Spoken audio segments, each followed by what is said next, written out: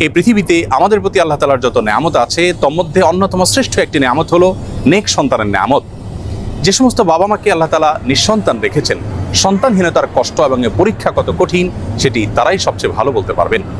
আজ আমরা কোরআন এবং হাদিস থেকে এমন 5টি আমলের কথা শেয়ার করতে চাই যে আমলগুলোর মাধ্যমে আমরা শুধুমাত্র সন্তানই নয় বরং নেক সন্তান লাভ করব ইনশাআল্লাহু বিইذনিল্লাহ। তবে সবকিছুর আগে আমাদেরকে মাথায় রাখতে হবে সূরা শূরার 50 নম্বর আয়াত। আল্লাহ তাআলা বলেছেন, ইয়াহাবু লিমান ইয়াশাউ ইনাসা ওয়া ইয়াহাবু লিমান ইয়াশাউ যুকুর আও ইউযাওয়িজুহুম যুকরানা ওয়া ইনাসা ওয়া ইয়াজআলু মান ইয়াশাউ আকীমা। যার অর্থ হলো আল্লাহই হলেন সেই মহান সত্তা, তিনি যাকে ইচ্ছা তাকে কন্যা সন্তান দান করে থাকেন, যাকে ইচ্ছা তাকে পুত্র সন্তান দেন, আর যাকে ইচ্ছা তাকে উভয়টি দান করেন, আর যাকে ইচ্ছা তাকে কোনোটি দান করেন না। আমাদের অনেক ভাই বোন আছেন যারা সন্তানহীনতার কষ্ট এবং দুঃখ গোছাবার জন্য, লাঘব করবার জন্য অনেক মাজারে গিয়ে ধর্ণা দেন, সেখানে গিয়ে সন্তান প্রার্থনা করে থাকেন। এই কাজটি আমাদের ঈমান হরণকারী একটি কাজ। আরও অনেক কাজ করে থাকেন অনেকেই, যে কাজগুলো আসলে আমাদের ঈমানের সঙ্গে সঙ্গতিপূর্ণ নয়। এই জন্য সর্বপ্রথম মাথায় রাখতে হবে যে সন্তানহীনতার কষ্ট এবং দুঃখ এটি ঘোচাবার জন্য, সন্তান লাভের জন্য, অনেক সন্তানের জন্য শুধুমাত্র আল্লাহ তাআলার কাছে আমাদেরকে প্রার্থনা করতে হবে। আল্লাহ তাআলার দুজন নবী জাকারিয়া এবং ইব্রাহিম আলাইহিসসালাতু ওয়াসসালাম, তারা উভয় আল্লাহ রাব্বুল আলামিনের কাছে এমন একটা বয়সে এসে সন্তান এর প্রার্থনা করেছেন যখন সন্তান হওয়ার কথা নয়। আল্লাহ তাআলা তাদেরকে সেই সময়ে সন্তান দিয়েছিলেন এবং কোরআনে কারীমে তাদের সেই দোয়ার ফরম্যাট উল্লেখ করে দিয়েছেন।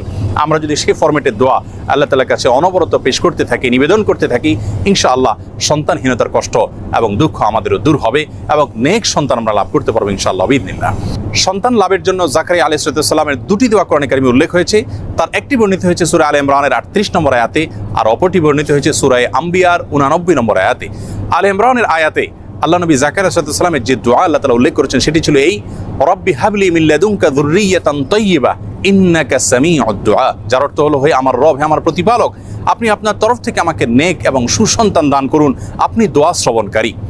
তার অপর যে দোয়াটি সূরা আম্বিয়াতে বর্ণিত হয়েছে সেটি ছিল অত্যন্ত মর্মস্পর্শী এবং হৃদয়গ্রাহী। সেই দোয়ার ভাষ্য ছিল এই, রব্বি লা তাযারনি ফারদা ওয়া আনতা খায়রুল ওয়ারিসিন। যার অর্থ হলো, হে আমার প্রতিপালক, হে আমার রব, আপনি আমাকে একা ছেড়ে দিবেন না, অর্থাৎ নিঃসন্তান আমাকে রাখবেন না, আপনি তো সর্বোত্তম ওয়ারিস দানকারী। আল্লাহ নবী ইব্রাহিম আলাইহিস সালাম আল্লাহর কাছে সন্তান চেয়ে যে দোয়া করেছেন কোরআনে কারীমে, সেটি আল্লাহ তাআলা উল্লেখ করেছেন ছোট্ট একটি দোয়া সূরা সাফফাতের 100 নম্বর আয়াতে দোয়াটি বর্ণিত হয়েছে। সে দোয়ার ভাষ্য ছিল এই, রব্বি হাবলি মিনাস সালিহিন। যার অর্থ হলো, হে আল্লাহ, আপনি আমাকে নেক সন্তান দান করুন। এর মাধ্যমে তিনি আল্লাহ তাআলার তরফ থেকে ইসমাঈল আলাইহিস সালামের মতো নেক সন্তান লাভ করেছিলেন। জাকারিয়া আলাইহিস সালামের যে দুটি দোয়া আমরা উল্লেখ করেছি তার মাধ্যমে তিনি আল্লাহ তাআলার কাছ থেকে ইয়াহইয়া আলাইহিস সালামের মতো নেক সন্তান লাভ করেছিলেন। প্রিয় দর্শক, তাহলে নেক সন্তান লাভের জন্য দুজন নবী থেকে 3টি দোয়া আমরা শিখলাম, জানলাম। সেই দোয়াগুলো আমরা যে কোনো সময় বেশি বেশি করে পাঠ করতে থাকবো ইনশাআল্লাহ। সেই সাথে চতুর্থ যে দোয়ার কথা বলবো সেটি বর্ণিত হয়েছে সূরা ফুরকানের 74 নম্বর আয়াতে।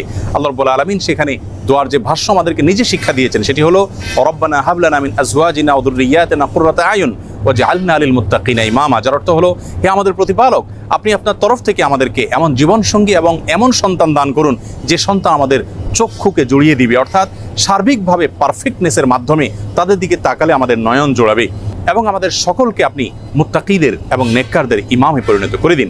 সেই সাথে সহবাসের সময় নবী আলাইহিস সালাম যে দোয়া শিক্ষা দিয়েছেন সেই দোয়া পাঠ করার মাধ্যমেও আল্লাহ তাআলার কাছে নেক সন্তান আশা করবেন এবং প্রার্থনা করবেন। 5 নম্বর এবং সর্বশেষ যে আমলটি কথা বলতে চাই সেটি হলো ইস্তেগফার। ইস্তেগফারের মাধ্যমে আল্লাহ রাব্বুল আলামিন তার বান্দাদেরকে সন্তান দেওয়ার মাধ্যমে সমৃদ্ধ করে থাকেন, নেক সন্তান দান করে থাকেন, এবং এ বিষয়ে সূরা নূহের 10 থেকে 12 নম্বর আয়াতে আল্লাহ রাব্বুল আলামিন বিস্তারিতভাবে আলোকপাত করেছেন। প্রিয় দর্শক, অতএব আসুন আমরা আল্লাহ তাআলার কাছে নেক সন্তান লাভের জন্য আম্বিয়া আলাইহিস সালামের শেখানো দোয়া এবং সাধারণ যে দোয়া সূরা ফুরকানে বর্ণিত সে দোয়া বেশি বেশি করে পাঠ করি, এবং সহবাসের সময় মা বাবা অবশ্যই আল্লাহ তাআলার কাছে উভয়ে দোয়া করবেন, নবী আলাইহিস সালামের সেই শেখানো দোয়া। সেই সাথে বেশি থেকে বেশি আমরা ইস্তেগফার করব।